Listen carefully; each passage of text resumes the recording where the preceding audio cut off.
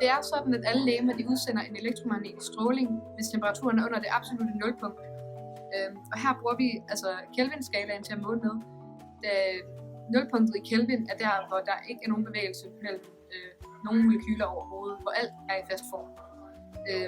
Forskellen på Kelvin-skalaen og Celsius-skalaen, det er, at når man siger, at Celsius er på nulpunktet, så er den stadigvæk 273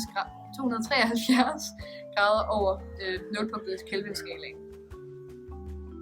Følgende graf den viser 3 forskellige eksempler på tre temperaturer og hvordan intensiteten af deres stråling afhænger af deres respektive bølgelængder.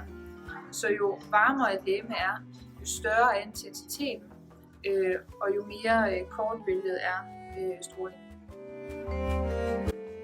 På grafen kan vi se, at ved den højeste temperatur, som er 8000 Kelvin, har grafen en større intensitet, og samtidig er bølgetoppen, det vil sige den maksimale intensitet af fotoner, også forskudt mere til venstre på grafen, altså er bølgelængden kortere.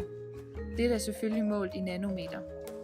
Ved en lavere temperatur, f.eks. 6000 Kelvin, er toppen forskudt længere mod højre, da denne stråling har en længere bølgelængde.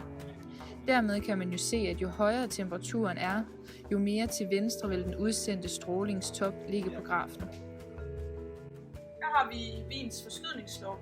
Den kan vi bruge til at enten finde den maksimale intensitet af fotoner i spektrum, eller finde overfladetemperaturen. Og det vi har brugt til her i vores lille forsøg, det er at finde overfladetemperaturen i solen, hvor vi har været ude og måle den. Og vi startede med, at vi vil isolere T. Så vi startede med at finde, den maksimale intensitet af fotoner i spektret, og det fik vi så til 495,7 nanometer. Og det vil vi så have op til meter, fordi det er nemmere at arbejde med. Så det vi gør, det er altså at sige, at nanometer det er altså det samme som 10 i minus 9 meter.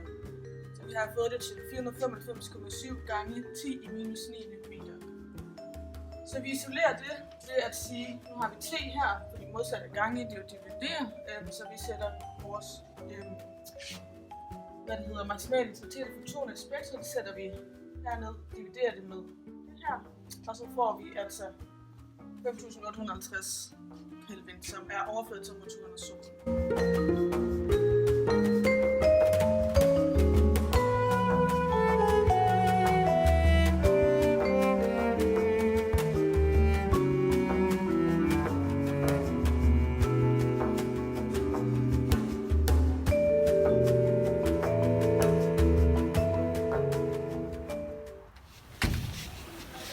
Her var de øjne, jeg holdt.